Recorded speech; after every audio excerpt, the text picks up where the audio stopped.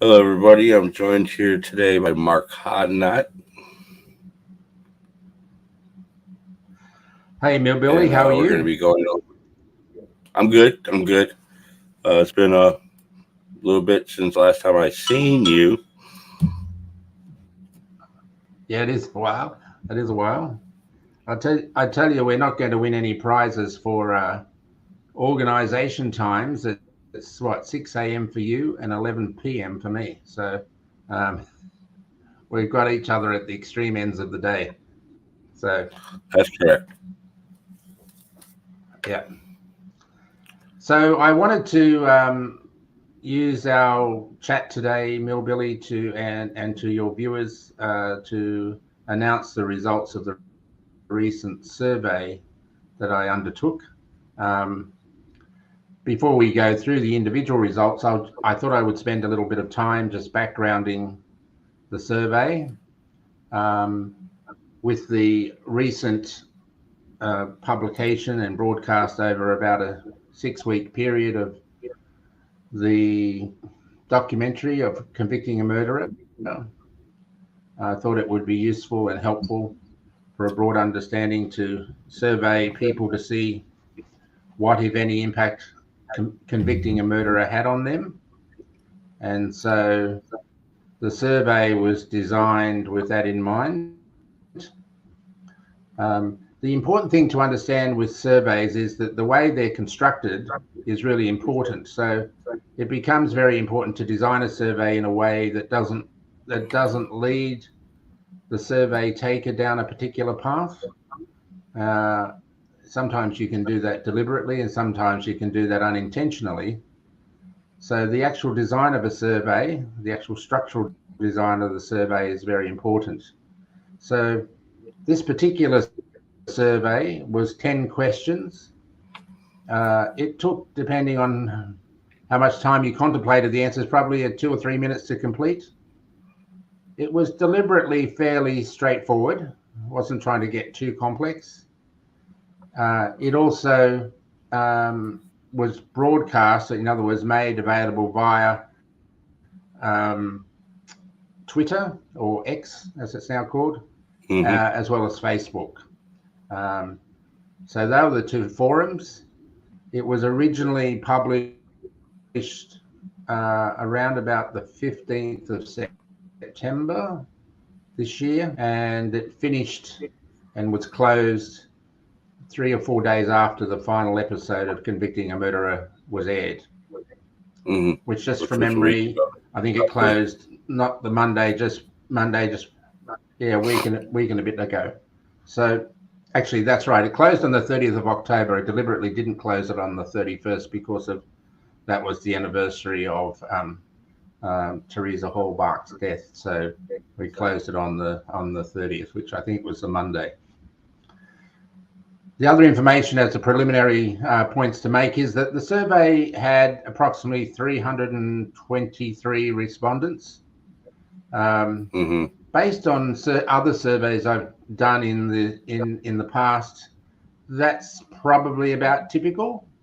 The sorts of numbers that you would get from what has been the case in the past when you ask people to complete a survey. So, the more people who complete a survey, the more reliable it will be, of course. But that number is more than adequate to make the results reliable.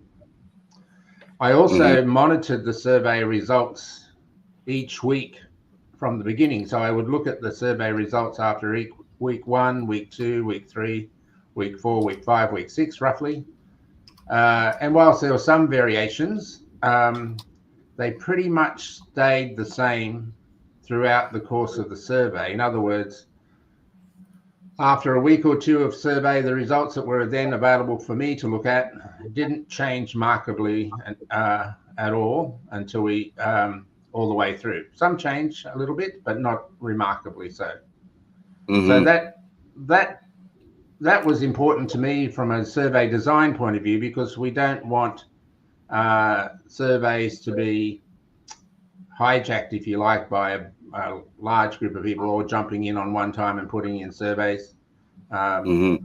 we want the survey to be normal, that people just normally pick it up and do it if they want to, or not if they don't.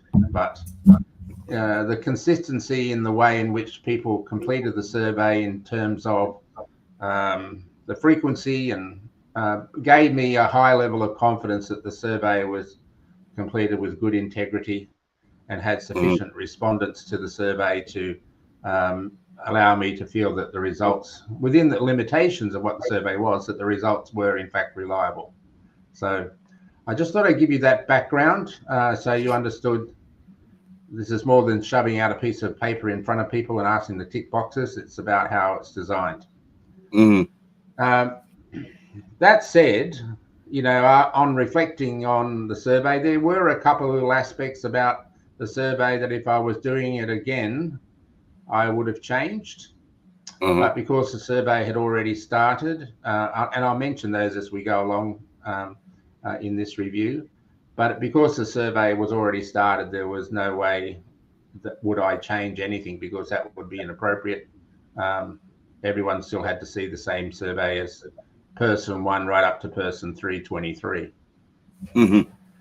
So the first few questions of the survey were kind of backgrounding questions to try to background the prior knowledge or experience of the people completing the survey.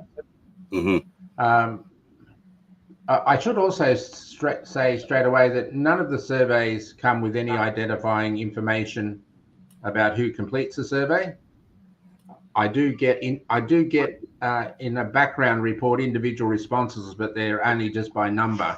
So respondee 275 said this, right? But there's no identifying information.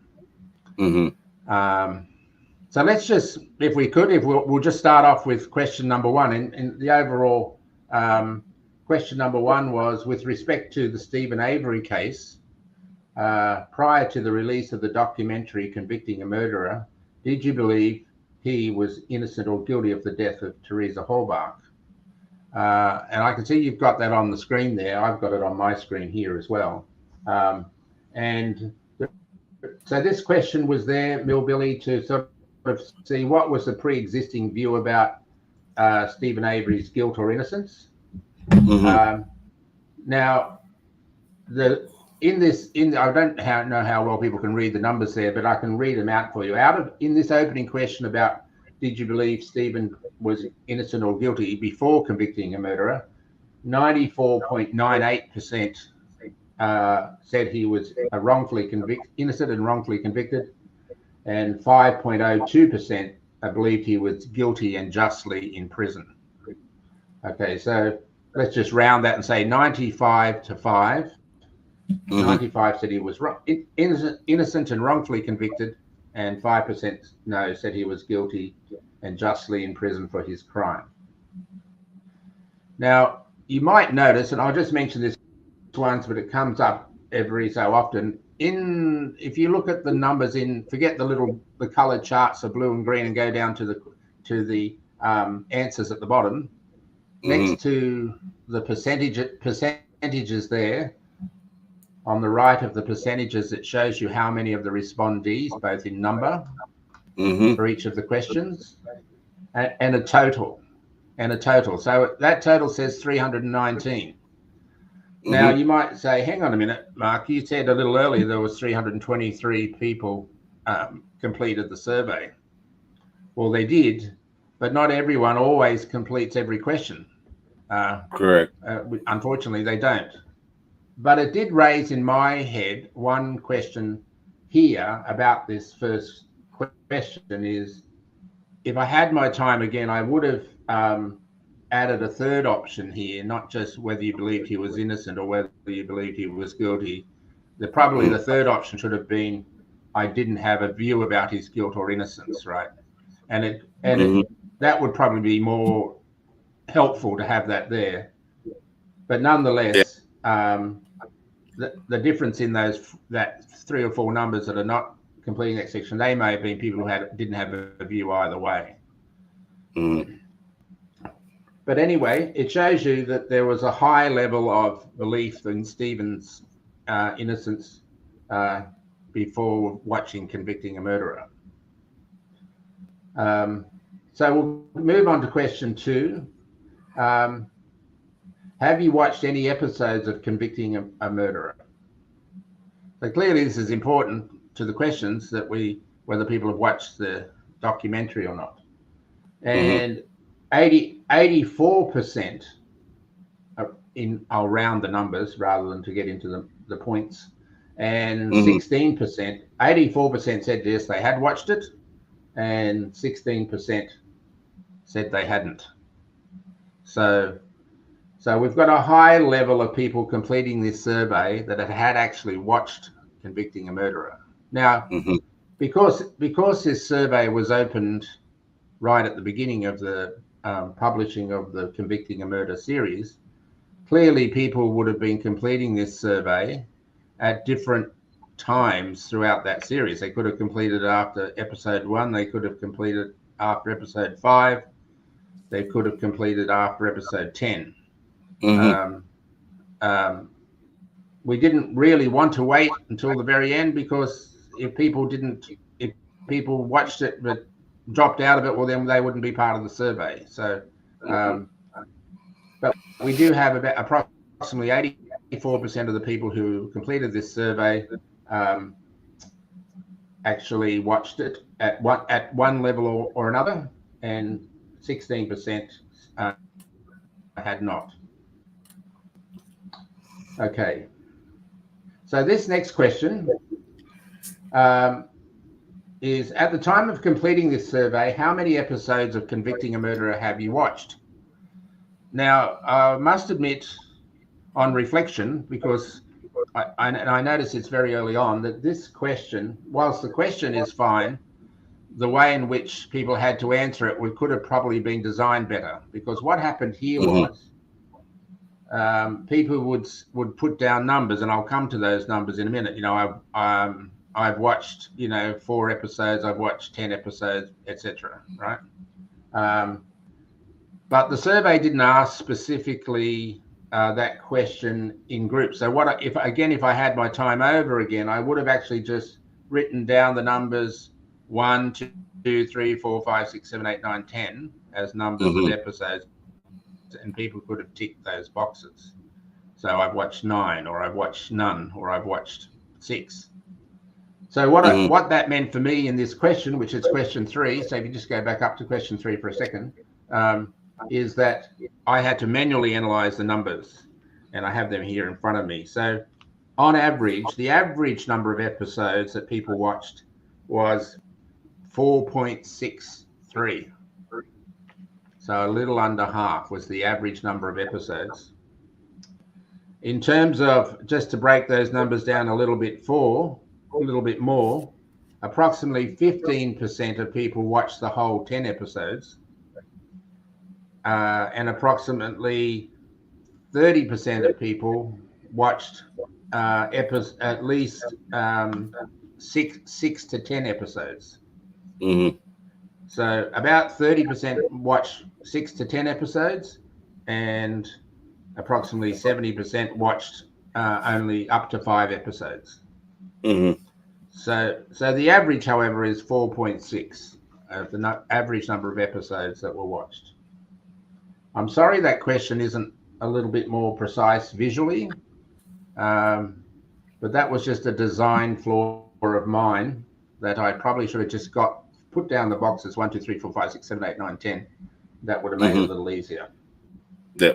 Anyway, so these first 3 questions, or in fact the first 4 questions, are backgrounding the survey. So question 4 was trying to establish prior knowledge before convicting. What did you know about making a murder? Or the question says, which of the following options best describes your knowledge of the Stephen Avery case prior to the release of Convicting a Murderer? Okay, so there were 5 options here. So option one was, my knowledge is based solely on watching the Netflix documentary Making a Murderer. And we had 9.69%, or let's say 10% of the people responding. Their only knowledge of this prior to convicting a murderer was watching Making a Murderer. Mm-hmm. That's a relevant response, because we're often told, or we're often reading in the media that the people who support Stephen Avery and Brendan Dassey have just been duped by a documentary. They watched a documentary and they came to that view, and that's what they relied upon. Well, and solely relied upon. So when you look at this particular response here, that's true for 10% of the people who responded to this survey, Mm-hmm. and only 10, or a little under. So answer 2 was, my knowledge is based on Making a Murderer, which is item 1, plus reading or viewing information on social media or general media. So stuff they might read in addition to the Making a Murder documentary, or they've seen in the news, the public broadcasters and so on. So there was roughly 23% of respondees said that's what their particular background information was prior to watching the documentary. Item 3 is 1 and 2, plus personal research on a case files and other relevant data not available from the Making a Murder documentary, 30%. Mm-hmm. And 4 is 1, 2, and 3, plus deep research, review, and debate with other social justice advocates. There was roughly 36%. And number 5 was, I had not previously watched Making a Murderer and had little or no prior knowledge of the case facts before convicting a murderer was released, as 1.25% in that category. Uh-huh. So let's just think about that. So what if we were looking at this, there's only at maximum 10% was using Making a Murderer as their sole background source of information. And a further 23% use that plus reading information from the general media and social media.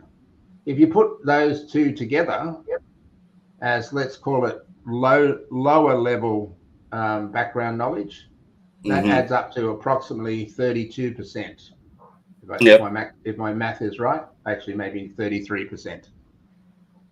And the balance, which is on average around 66%, is people who've had deep research and looked at case files and other relevant data that they couldn't find on Making a Murderer, and got involved in deep research, review, and debate with other social justice advocates. So I think this survey result here puts to rest the often stated view that making Stephen Avery and Brendan Dassey supporters are just duped by a documentary. Well, that might be the case that only a handful, or in this case 10%, are relying on that. But clearly the vast majority of people completing this survey have done deep research outside of the scope of what they may have learned on Making a Murderer. Okay. Did you have any? If you wanted to ask me any questions along the way, please feel free to do so. Okay. And we can go back to them afterwards as well. So question 5 is, after viewing the episodes that you have, has your opinion on Stephen Avery's guilt or innocence changed? This is sort of getting into the meat of the survey. And there is some movement of the dial in this. So we have seven possible responses here. The first is, yes, I have now changed from innocent to guilty. 9.72% of the people completing the survey. That's 31 respondents. Yes, I've now changed from guilty to innocent. That's 1 respondent. 3, no, my opinion has not changed. I still believe him to be innocent. 79%. Number 4, no, my opinion has not changed. I still believe him to be guilty. 3.45%. 5, I did not have a prior opinion, but I now believe him to be innocent. A little over 1%. I didn't have a prior opinion, but I now believe him to be guilty. A little under 1%. And the last one, I'm not sure if he's guilt or innocence. Okay. So if you actually add those together and try to break them down into guilty or innocent after watching the episodes that people did, you end up with a number somewhere around about 83% innocent and 17 guilty, right? So, and in question 7 or answer 7, I'm unsure if he's guilty or innocent. I just divided that by half, gave half to guilt and half to innocent, just for mathematics' sake. So if you just take that number I said, 83%,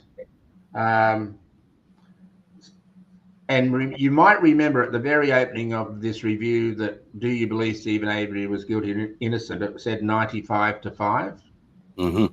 So now we're saying 83 to about 17. So you would properly conclude that some level of shift from watching Convicting a Murderer shifted a view about from innocence to guilty, right? Probably roughly in percentage terms about 10%, I would say. Something like that. So yes, the Convicting a Murder documentary did have some impact on some people, but nonetheless, we still have, not after watching it, we still have 83% of the people believing Stephen is innocent. It's slightly more than that, but it's close enough for this discussion. So question 6 said, after watching the episode you have, how would you rate Convicting a Murderer with respect to increasing your knowledge of the case facts? So this is a basis of, well, what do you think it did in terms of improving your knowledge? So there were 3 answers. It added nothing to my current knowledge of the case facts, 66%. It added considerably to my current knowledge of the case facts, 20%. And it added somewhat to my current knowledge of the case facts, 14%. So if we divide 14 half and half and give each of those 2 sides of the argument, if you like, 7% each, that would increase the first one to roughly 73%. Is that right? Let me see, 73%. And the other one to approximately 26%. So let me just summarize that and say that approximately 73% of people are saying that the documentary added nothing to their current knowledge of the case facts, and 27% said it added considerably to their case facts. Okay, so question 7 said, based on the episodes you've seen so far, how much of Convicting a Murderer documentary do you believe is based on court admissible facts, and how much is based on rumor, character attack, and unsubstantiated comments? Okay, so we have 5 possible answers here. 1, it was based on 100% approximately of court admissible facts, 8%. 2, it was based on at least 75% of court admissible facts, 13%. 3, it was based on at least 50% of court admissible facts, 10%. 4, it was based on only 25% of court admissible facts, 22%. And it was based almost on no court admissible facts, 47%. So if you add 1 and 2 together, you get approximately, what we say, 21%. And if you add the bottom 2 together, you end up with 69%. And if you then share the middle ground position, which is about 5 each, you end up with about 26% saying that it was, in terms of content, based on court admissible facts. You have about 26%, 27% saying it was, and 73% or so saying it wasn't. So that dissection is not a lot different from the previous one that talked about knowledge. Mm-hmm. What did it add to the knowledge? Yep. So it's about a 73-26% split there. So Well, question 8. based on everything Yep. I've seen, I didn't learn anything new, and they should have called this instead of convicting a murderer, it should have been called continuing a narrative. But Okay. going to question 8. Yeah, that's probably a discussion for another time. So question 8 was, after watching the episodes you did, were you left with the impression that the Convicting a Murderer documentary maker and presenter had a sound grasp of all the relevant factual matters in the Stephen Avery case? So there were 3 answers. Yes, they did, 21%. No, they did not, 58%. And 3 was they did on some things or not on others, 21%. So if we divide that 21% up into 2, you end up with approximately 31% said they did have a good grasp on it, and 69% said they didn't. Mm-hmm. Both the filmmaker and the presenter didn't have. That's a very large percentage. Not confident that the filmmaker or presenter actually knew the subject matter well. Mm-hmm. Okay, so question 9, just 2 to go. If you were to give Convicting a Murderer a rating out of 5 for value journalism that adds to the community's understanding of the Stephen Avery case and justice matters generally, what would you give it? So if we go down to the answers, there were 5 possible answers on a scale. Rating 1, a poor effort. In other words, it was poor in terms of adding to the understanding, was given 51%. A below average effort, 15%. An average effort, 10%, an above average effort, 11%, and an excellent effort, 13%. So again, if we take 1 and 2, that tallies up to approximately 66, and give it half of 3, that gives it 71. And then by default, that means above average and excellent, which would be both good results, is about 29%.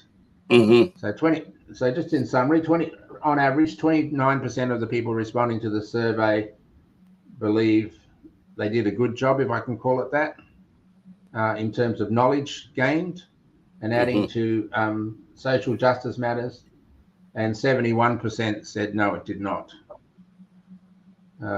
Accepting that poor effort and below average is, at the extremes of the scales.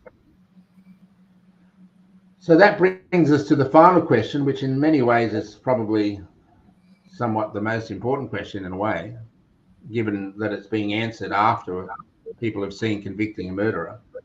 So question 10 says, do you believe Stephen Avery deserves a new trial based on the known facts and in the interests of justice? Definitely no was 10%.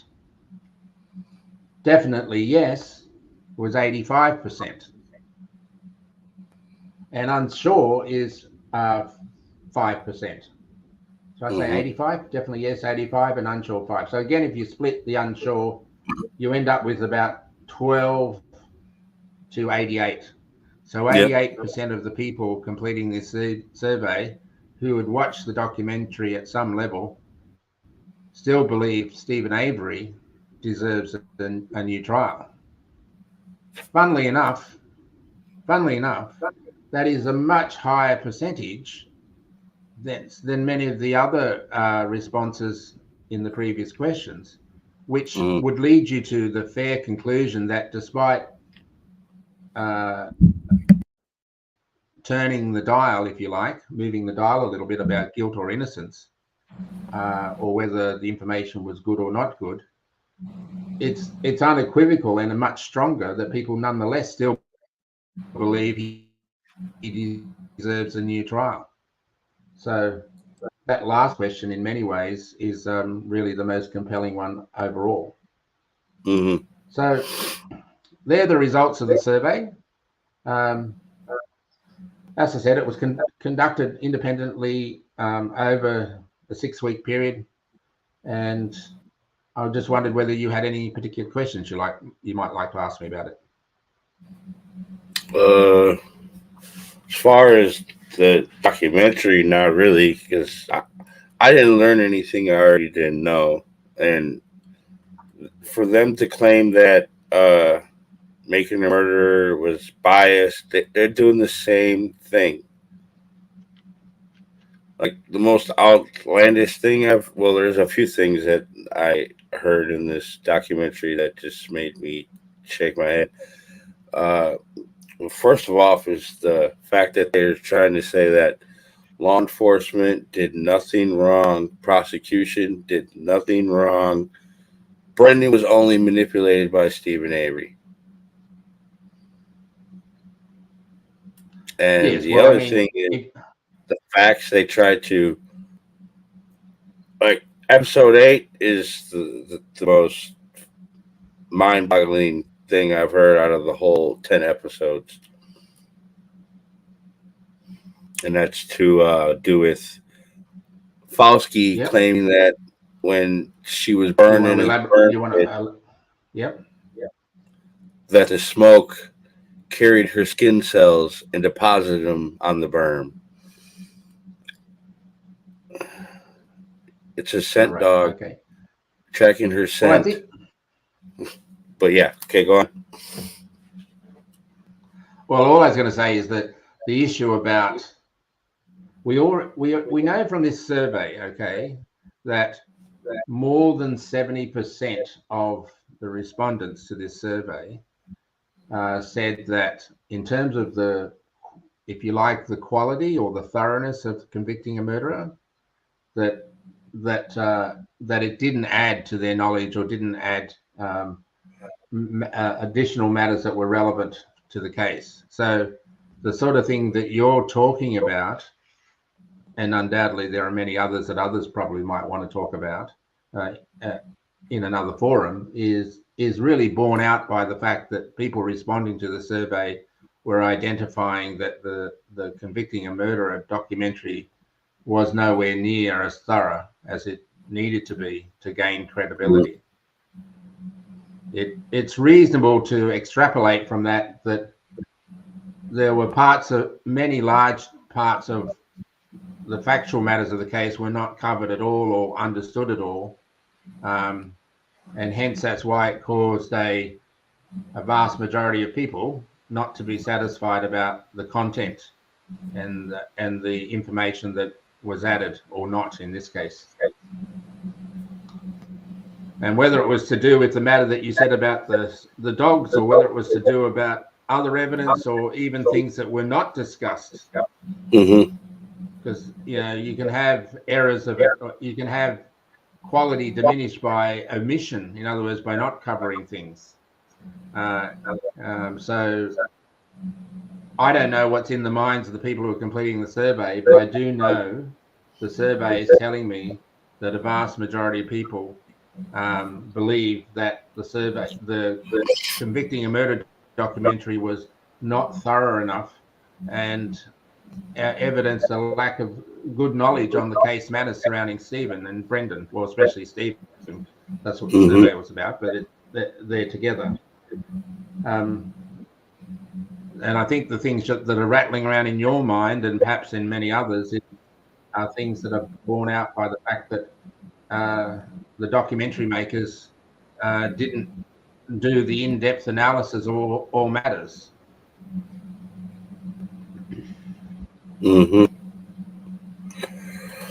Well, yeah, I don't know. All I know is that I've got uptick comments. As far as the survey is concerned, I'm. Go ahead. No, go ahead.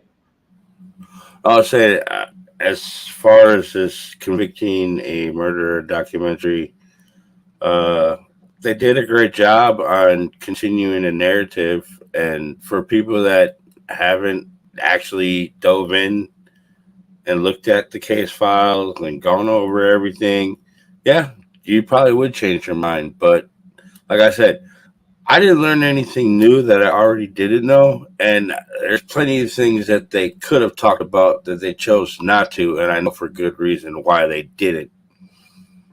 Yeah. Well, I think, Millbilly, the results of the survey, as I said, would indicate that the doubts you had about the thoroughness were doubts that were in many other people's minds, and hence why it got rated down in terms of quality journalism and the relevance of the content. Um, but I'm here as the survey reporter and designer. Not I can have a personal view about the sorts of things that are on your mind. But this is probably not the forum, at least at this moment, for No. me to comment on my personal view. I try to keep that separate. I'm just dealing with the survey results as they stand. Yep. So in I guess if I was to summarize, this might be my final comment on the survey, is that did convicting a murderer move the needle a bit to turn some people from innocent to guilty? The survey results would say yes, but only maybe 10% of the people, roughly, relative to previously. And did people think that the quality of the convicting a murder documentary was there and had a good grasp of the factual matters of Stephen Avery's case? No, would be the overarching comment generally, even though some said yes, but overall no.